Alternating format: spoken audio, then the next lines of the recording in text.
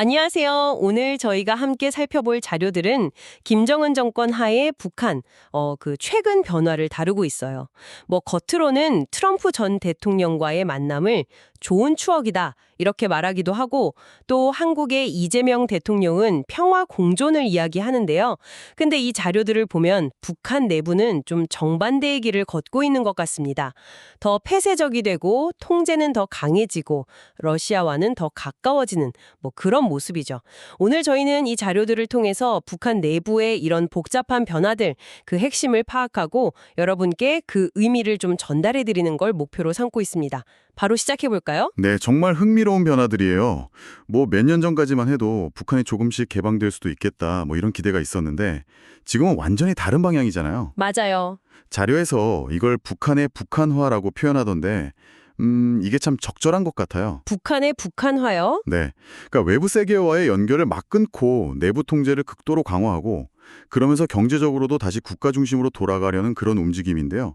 특히 그 트럼프와의 회담 결렬 이후 그리고 코로나19 팬데믹을 거치면서 이런 경향이 아주 뚜렷해졌습니다. 그럼 일단 국제관계부터 좀 더 자세히 들여다보죠. 방금 말씀하신 대로 김정은하고 트럼프 사이에 과거 대화 분위기를 떠올리게 하는 그런 발언들이 나오긴 했어요. 하지만 그 사이에 북한의 핵, 또 미사일 능력은 훨씬 강해졌다는 게 현실이죠. 이건 뭐랄까? 협상 환경 자체가 완전히 달라졌다, 이런 뜻 아닐까요? 맞습니다. 특히 그 러시아와의 관계 변화가 결정적인데요. 우크라이나 전쟁에서 러시아의 군수품이나 병력을 지원하는 대가로 식량, 연료, 어쩌면 군사기술까지 얻고 있다, 이런 분석이 많아요. 아, 그런가요? 이게 김정은에게는 단순히 그냥 경제적 지원, 그 이상의 의미가 있는 거거든요. 과거에는 중국에 많이 의존했지만 이제 러시아라는 또 다른 강력한 후원자를 얻으면서 외교적으로 좀 움직일 수 있는 폭이 넓어진 거죠. 그렇죠.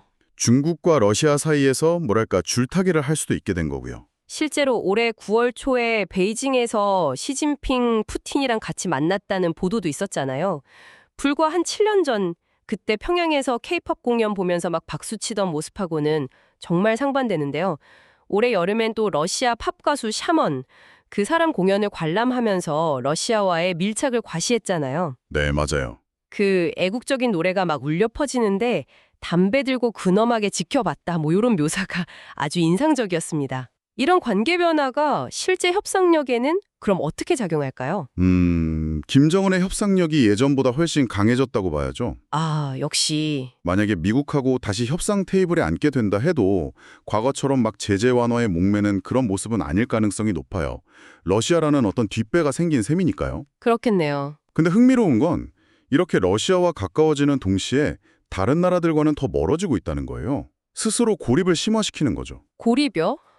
구체적으로 어떤 모습인가요? 외국 외교관들을 사실상 추방했어요. 현재 평양에 정상적으로 운영되는 대사관은 중국, 러시아 같은 정말 극소수급입니다. 폴란드나 스웨덴 대사관도 있긴 하지만요. 그리고 2020년 이후로는 유엔 같은 국제기구 직원들이 입국도 막고 있고요. 아, 정말요? 심지어 2019년까지 북한에서 결핵 퇴치 활동을 지원했던 민간 단체조차 다시 들어오라는 초청을 못 받고 있어요.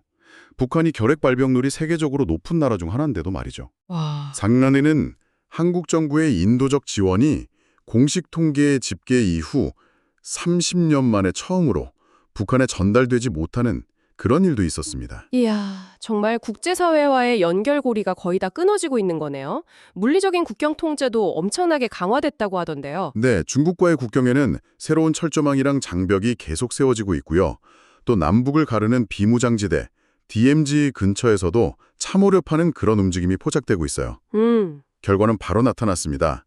탈북자 수가 급감했죠. 2015년에서 2019년까지는 연평균 한 1,200명 정도였는데 2020년 이후로는 연평균 160명도 채 안 돼요. 와, 엄청나게 줄었네요. 그나마 이분들도 대부분 팬데믹 이전에 탈북해서 중국이나 러시아에 숨어 지내던 분들이고요. 탈북민들이 사실 북한 내부 소식을 전해주는 굉장히 중요한 창구 역할을 해왔잖아요. 그 한국의 비영리 단체 북한인권정보센터의 한나송 연구원도 이 점을 지적했고요. 그 통로가 거의 막혀버렸다는 건 결국 우리가 북한 내부를 들여다보기가 더 어려워졌다는 뜻이겠네요. 그렇죠. 정보 접근이 훨씬 제한적으로 변한 거죠. 이렇게 외부와의 벽을 높이 쌓는 동안 그럼 내부적으로는 어떤 변화가 있었을까요? 특히 정보 통제에 대한 이야기가 많이 나오던데요. 네, 그 부분이 정말 눈에 띄게 강화됐어요. 예전에는 한국 드라마나 영화, 음악 같은 것들이 뭐 암암리에 퍼지면서 북한 주민들이 외부 세계를 좀 엿보는 그런 창구 역할을 했잖아요. 네, 그렇죠. 작년 말에 배를 타고 탈북한 그 20대 강규리 씨 같은 경우는 TV를 통해 눈을 떴다 이렇게 말하면서 K드라마가 탈북 결심에 영향을 줬다고 직접 이야기하기도 했고요. 아, 그랬군요. 2023년 한국 정부 조사에서도 탈북민 6천여 명 중에 80% 이상이 북한에 있을 때 외국 영상을 본 적이 있다 이렇게 답했어요.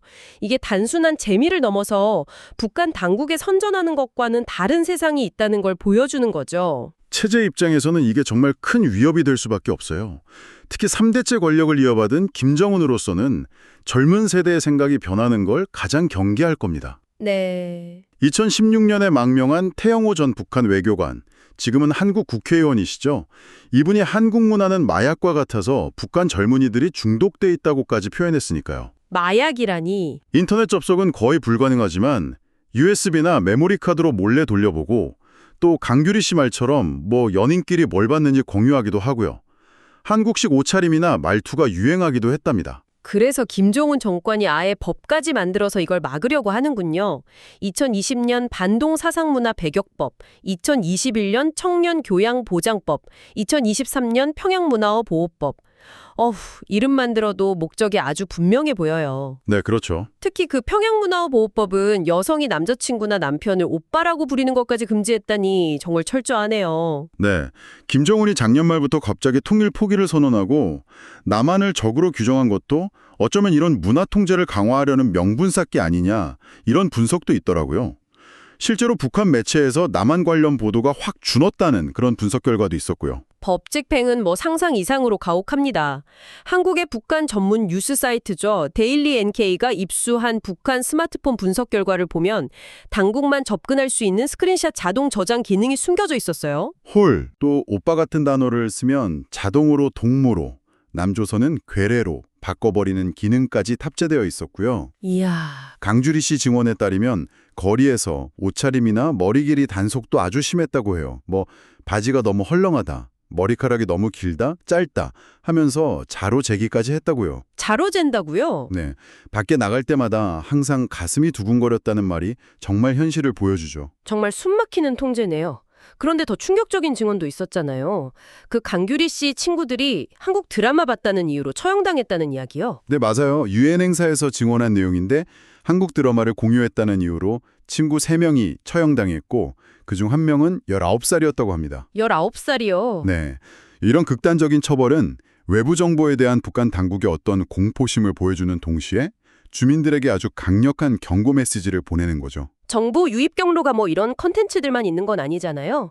예전에는 라디오를 통해서 외부 소식을 듣는 사람들도 꽤 있었다고 하던데요. 그 경로도 상당히 좁아졌어요. 미국의 소리, VOA나 자유아시아 방송, RFA 같은 미국의 공영방송 예산이 삭감되면서 대북 송출 시간이 크게 줄었고요. 또 한국의 이재명 정부 들어서면서 정부 관련 라디오 방송도 중단되었습니다. 아, 그렇군요. 미국의 스팀슨 센터 소속 마틴 윌리엄스 연구원의 분석에 따르면 지난 5월에서 7월 사이에만 북한 대상 외국 방송 시간이 거의 80%나 줄었다고 해요. 통일미디어 그룹, UMG 같은 민간단체들도 미국의 해외 원조 예산 삭감으로 타격을 받았고요. 그렇군요. 이렇게 외부 정보 차단에 아주 총력을 기울이는 건데, 그런데 그 데일리 NK의 이광백 대표는 그런 극단적인 처벌에 의존한다는 것 자체가 사상교양만으로는 사람들의 정보 욕구를 막기 어렵다는 반증이다. 이렇게 지적하기도 했어요. 네, 그 지적도 일리가 있죠. 데일리 NK의 탈북민 출신 이채인 기자도 한번 외부 정보의 맛을 보면 끊기 어렵다고 했고요. 통제가 강해질수록 역설적으로 그 통제를 벗어나려는 욕구도 커질 수 있다는 걸까요? 충분히 그렇게 해석할 수 있죠. 억압이 강해질수록 저항이나 회피 심리도 커지기 마련이니까요. 문화, 정보 통제와 함께 경제 분야에서도 좀 비슷한 흐름이 나타나고 있어요. 바로 장마당에 대한 통제 강화입니다. 아, 장마당. 1990년대 대기근 이후에 북한 주민들의 생계를 책임져온 그 비공식 시장 말이죠. 네, 맞아요. 이른바 장마당 세대라는 말까지 있을 정도로 북한 사회에 큰 영향을 미쳤잖아요. 김정은 집권 초기에는 오히려 시장을 어느 정도 활용하려는 모습도 보이지 않았었나요? 맞아요.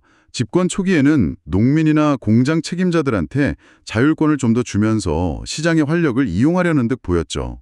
서울대학교 김병현 교수의 분석에 따르면 김정은이 초기에는 시장을 억누르기보다 활용하려 했다는 겁니다. 하지만 이제는 완전히 방향을 바꿔서 국가가 시장을 다시 통제하려는 움직임이 뚜렷해지고 있어요. 구체적으로 어떤 방식으로 통제하는 건가요? 데일리 NK 보도에 따르면 불시에 들이닥쳐서 검열하고 시장 허가 수수료를 올리고 아예 시장 문을 닫게 하거나 운영 시간을 줄이는 식이에요.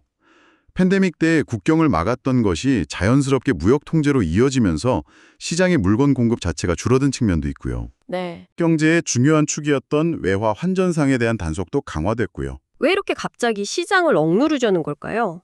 김병현 교수는 김정은이 시장을 적으로 간주하는 것 같다고 분석했던데요. 김병현 교수의 분석이 참 흥미로운데요. 김정은의 사고방식 속에서는 시장과 남한 문화가 거의 동일시될 수 있다는 거예요. 아, 시장과 남한 문화가요? 네. 시장이야말로 외부 물물, 특히 남한의 문화상품이 거래되고 퍼져나가는 통로라고 보기 때문에 문화 통제와 경제 통제가 함께 갈 수밖에 없다. 이런 해석이죠. 그렇군요. 시장을 억제하는 대신에 국가의 역할은 다시 강화하려는 시도도 있다고요. 공무원 월급을 대폭 인상했다는 소식도 있었는데요. 네, 맞아요. 과거에는 장마당 물가에 비하면 있으나 마나한 수준이었던 공무원 월급이 작년 말에서 올해 중반 사이에 최소 10배 이상 올랐다고 해요. 10배요? 와. 태영호 의원이 예전에 북한에 있을 때 월급날은 신경도 안 썼다고 하잖아요. 너무 적어서 받으러 가지도 않고 그 돈 모아서 동료들 장례 부조금으로 썼다니까요. 호호. 대신 쌀이나 기름 같은 배급품이 더 중요했는데 이걸 시장에 내다 팔 수 있었기 때문이죠. 이제 월급의 실질 가치를 높여서 국가 시스템에 대한 의존도를 높이려는 그런 의도로 보입니다. 경제개발 방식도 좀 바뀌고 있는 것 같아요. 팬데믹 기간에는 생존에 집중했다면 이제는 뭔가 좀 보여주기식 대규모 건설 사업 같은 걸 다시 시작하는 느낌이랄까요? 맞습니다. 올해 여름에는 동해안 원산에 대규모 해변 관광지를 열었고 평양에는 2021년에 발표했던 5만 세대 아파트 건설 계획에 따라서 고층 건물들이 계속 올라가고 있어요. 위성사진으로도 확인될 정도죠. 네. 또 지방발전 20X10 정책이라고 해서 앞으로 10년간 매년 20개 군의 식료품이나 의류 같은 생필품 공장을 짓겠다는 계획도 내놨고요. 관영매체 선전 내용을 봐도 산업 발전을 강조하는 내용이 부쩍 늘었다는 분석도 있었습니다. 그런데 이런 방식, 그러니까 시장을 억누르고 국가 주도로 경제를 끌고 가려는 시도가 과연 성공할 수 있을까요? 과거에도 비슷한 시도가 실패했던 경험이 있지 않나요? 네, 김정일 시대 화폐개혁 실패 사례가 대표적이죠. 전문가들은 북한처럼 비공식 경제 비중이 높은 곳에서 시장을 다시 억누르기는 매우 어렵다고 봐요. 그렇죠. 김병현 교수는 소련의 경우 비공식 경제 비중이 가계소득의 한 16% 정도였지만 북한은 70% 이상으로 추정된다고 비교하면서 그 어려움을 강조합니다. 70%면 엄청나네요. 네, 자유화를 되돌리려면 스탈린 시대 강제 집산화처럼 아주 극단적인 탄압이 동반되어야 하는데 그게 과연 가능할지 의문이죠. 당장 부작용도 나타나고 있다고요? 네, 우선 물가가 크게 오르고 있어요. 암시장 환율이 5년 만에 5배나 뛰었다고 하니까요. 인플레이션 압력이 상당하다는 거죠. 또 평양과 지방 간의 격차, 특히 공공서비스 같은 부분에서 불평등이 더 심해지고 있다는 탈북민들의 증언도 있고요. 야심차게 짓고 있는 평양의 새 아파트들도 겉모습만 번지르르하고 내부는 텅 비어있는 일종의 보여주기식 마을, 즉 포템킨 빌리지 아니냐는 의혹도 한국 관리들 사이에서 제기됩니다. 포템킨 빌리지. 그럼에도 불구하고 김정은 정권이 아직 큰 위기 없이 버티는 건 결국 외부 지원 덕분이라고 봐야 할까요? 국민대학교 안드레이 랑코프 교수는 그 점을 분명히 지적합니다. 러시아와 중국의 지원이 결정적이라는 거죠. 아, 역시. 무역과 원조를 통해서 북한 경제의 숨통을 틔워주고 있다는 겁니다. 북한 노동자들이 러시아 건설 현장 같은 곳에서 외화를 벌고 중국은 북한의 주요 수출품, 공식 통계상으로는 가발용 인모가 최대 품목이라고 해요. 이런 걸 사주고요. 가발용 임무요? 네, 특히 러시아는 유엔 제재를 어겨가면서 석유를 공급하고 심지어 2024년 초에는 제재 위반을 감시하던 유엔 전문가 패널의 활동 연장에도 거부권을 행사해서 활동을 중단시켜버렸죠. 이야, 정말 노골적이네요. 상황이 이렇게 되니 김정은의 자신감도 커질 수밖에 없겠네요. 란코프 교수는 김정은이 과거 트럼프와의 협상 때는 제재 완화를 간절히 원했지만 지금은 분명히 더 많은 영향력과 힘을 가졌다고 느낄 것이라고 분석했죠. 네, 그 자신감이 핵 문제에 대한 태도 변화에서도 드러나는 것 같아요.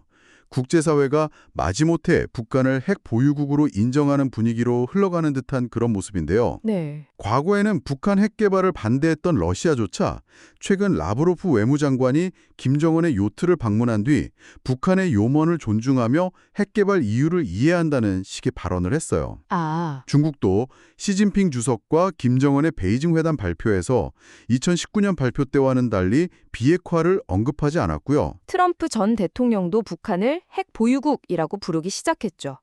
김정은 본인도 최근 연설에서 미국이 비핵화라는 터무니없는 강박관념을 버려야만 트럼프를 만날 수 있다. 이렇게 못 박았고요. 사실상 뭐 핵 포기는 없다. 이런 선언처럼 들리는데요. 그렇죠.